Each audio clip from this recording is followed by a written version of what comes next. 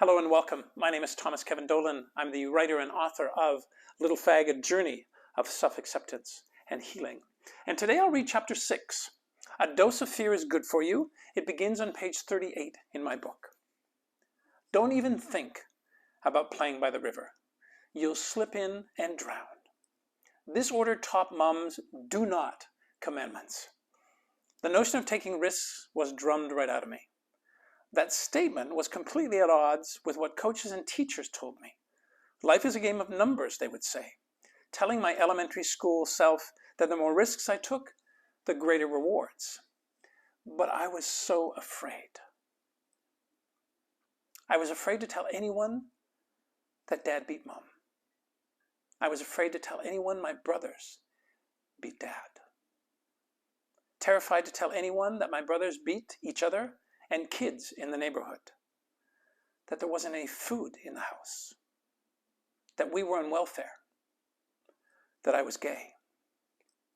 Living under the roof with a violent alcoholic father made for a powder keg of an existence. It wasn't just that he'd get drunk, it was the fighting he'd instigate, the volley of name-calling he'd pursue, and the deadly sarcasm that always eviscerated its target.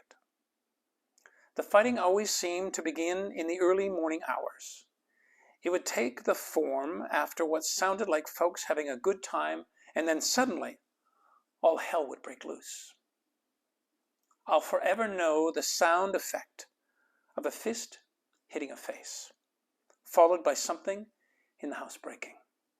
Sadly, it wasn't always family that instigated the violence. My father's friends, as I recall, all seemed to have violent tendencies the more they drank.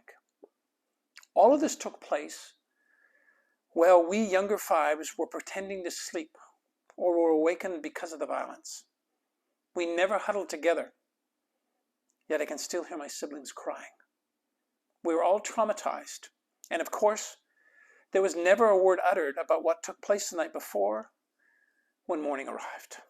Bottom line, I was scared all the time, and scared of feeling scared. It was exhausting. What I braved. Don't be such a sissy. Boys aren't afraid of baseballs, were the words of my friends screaming at me as the second pitch zoomed by my nose. I was terrified. I hated that game. My soul knew I hated baseball, and a part of me knew there was something off that made baseball really difficult for me. In time, I would learn that I do not have full depth perception because of not being able to see forward out of this eye, actually. I have monocular vision. I don't have binocular vision. My world is flat. It was not a truth I'd learned about myself until senior high school, so I had to pretend I wasn't afraid. I was told, for all intents and purposes, to suck it up.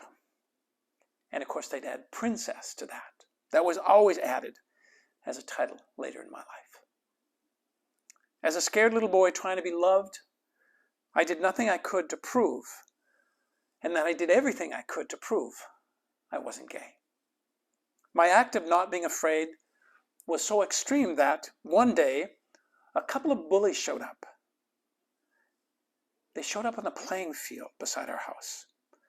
They had already pushed around a few of the neighborhood kids. I was surrounded by 3 or 4 of my friends, and the bullies started throwing rocks at us. Some of my older brothers were accomplished quarterbacks and taught me how to throw a football. What came with that skill was impeccable aim. These bullies terrified me. Yet in the midst of a hailstorm of stones being tossed at me and a number striking my legs and chest, I could hear my friends yelling at me to throw stones back. They added, "Don't be scared. Come on, Tommy, chuck some rocks at them." Not only was I scared, I also hated violence. In the calmest manner, almost in slow motion, I picked up one stone and hurled it at the leader of the bullies. My stone spun towards him. His final tossed stone struck my arm. Suddenly, he stared at me and yelled, "You big baby, you missed." Within a fraction of a second, he realized I hadn't. His right hand now covered his forehead. I realized the barrage of stone throwing had ended. I'll never forget the stream of bright red blood seeping through his fingers. I stood frozen.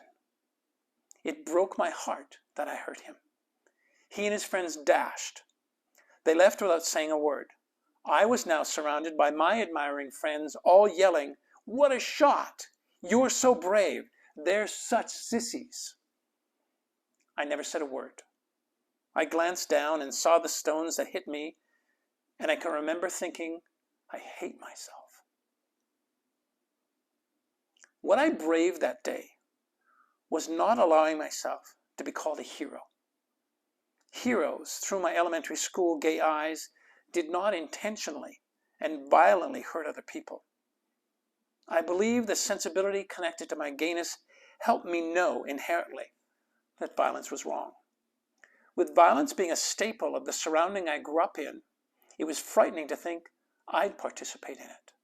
Add to that my sensibilities as a gay boy, who really hated seeing anyone hurt, and it dawned on me why I'd push back on not wanting to be called a hero who was violent. The unlearning. My family owned the persona of victim. Whatever circumstance my mom moaned about, somebody else was responsible for it. Elementary school in the 1960s certainly did not have at the top of its list a curriculum that would teach the idea of people being responsible for their own lives. The ethos that permeated the air was mind your own business. It made for the standard of being a good neighbor and allowed teachers to turn a blind eye to whatever might be going on for a student child. Our school was both an elementary and junior high school. If you entered St. Peter's at grade 1, you graduated from it at grade 9. Many generations of kids walked in and ran those time-worn halls of that little school. I distinctly remember feeling afraid of the big kids, the ones in grades 7 through 9. Some of them reminded me of my older siblings, but mostly I got a sense they just wanted the little kids to go away. They didn't want the little kids to be around. One young boy who was in grade 8 cornered me in the guys' washroom one day. And he asked if I wanted to see a magic trick. I shook my head. He thought I meant yes. He asked me if I would be brave enough to take the lid off a small box he held in the palm of his hand. I remember thinking about how other siblings taunted me with the idea that I should be braver. I nervously said no, but before I knew it, the lid was off the box, and I was looking at a severed finger. I quickly bolted out of the boys' room. It terrified me. I can still hear his cackle of a laugh and his lingering voice yelling, "You big sissy." It was true I couldn't be brave. I'd spent enormous amounts of energy making sure our paths never crossed, which was a tad challenging considered that there might have been maybe 150 kids all told in that school. It would take months to eventually clue in that the severed finger I saw in that small box was actually his own finger poking through the hole covered in cotton batting. It was more terror, reminding me of the violence I witnessed and listened to at home. At least at school, I could run away.